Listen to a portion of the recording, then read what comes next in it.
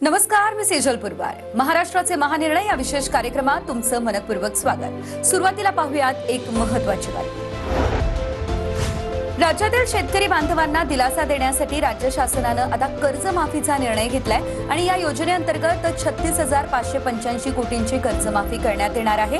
या योजनेचा सुमारे 56 लाख शेतकऱ्यांना लाभही होणार आहे.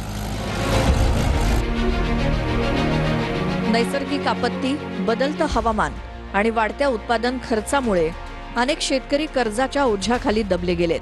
त्यामुळे शेतकऱ्यांना दिलासा देण्यासाठी राज्य शासनानं पुण्यश्लोक अहिल्यादेवी होळकर शेतकरी कर्जमुक्ती योजना 2026 जाहीर केली आहे. शेतकऱ्यांना कर्जमुक्ती देऊन आणि प्रामाणिक परतफेडीचा राज्य शासन सन्मान करणार आहे.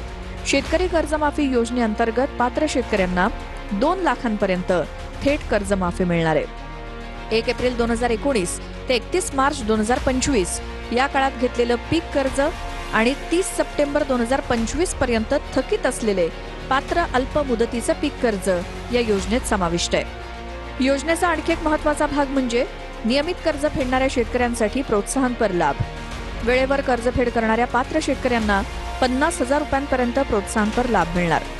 ज्या शेतकऱ्यांचं पात्र कर्ज 2 लाखांपेक्षा जास्त आहे त्यांच्यासाठी वन टाइम सेटलमेंट म्हणजेच OTS ची सुविधा उपलब्ध आहे.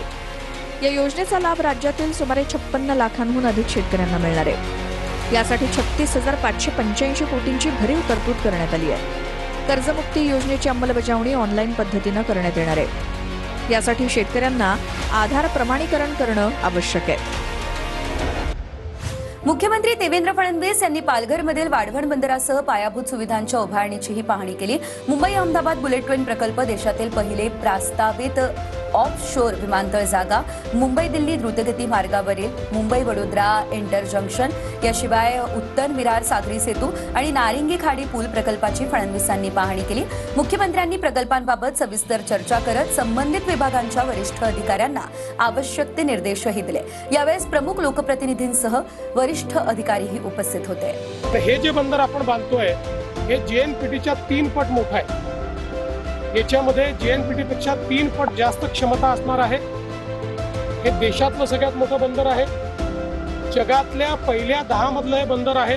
जगातली जी सगळ्यात मोठी शिप आहे, सगळ्यात मोठी वेसल आहे, ती आता भारतात येऊ शकत नाही, त्याला दूर डॉक करावं लागतं. पण हे बंदर झाल्यानंतर त्या बंदरावर जगातली सगळ्यात मोठी शिप देखील येऊ शकेल, अशा पद्धतीची याची रचना आहे. महाराष्ट्र महिला शेतकरी सक्षमीकरण विधेयक 2026 हे विधानसभेत एकमतानं मंजूर करण्यात आलं.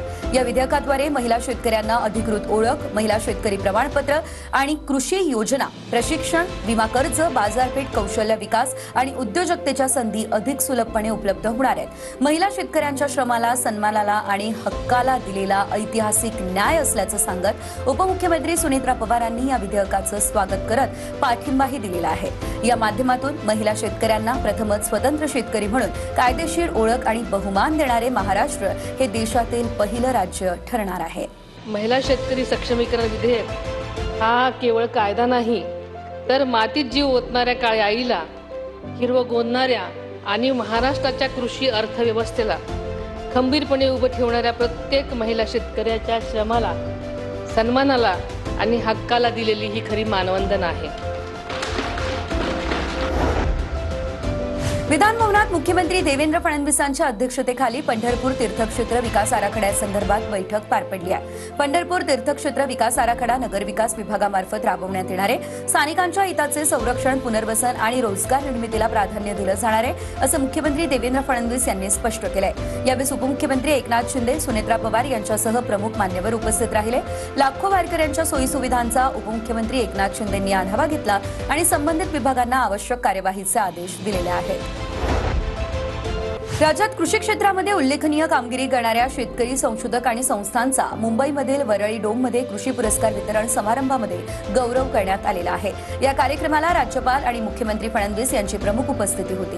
प्रतिकूल परिस्थितीमध्ये प्रयोगशील आणि नाविन्यपूर्ण शेती करून इतर शेतकऱ्यांसाठी प्रेरणादायी ठरलेले पुरस्कार विजेते शेतकरी हेच कृषी विभागाचे खरे राजदूत असल्याचं प्रतिपादन मुख्यमंत्री फडणवीस यांनी केलंय. यावेळी उपमुख्यमंत्री सुनेत्रा पवार, कृषी मंत्री दत्तात्रय भरणे यांच्यासह इतर मान्यवरही उपस्थित होते. महाराष्ट्राचे महानिर्णय या विशेष कार्यक्रमामध्ये आता वेळ झाली आहे इथेच थांबण्याची. नमस्कार.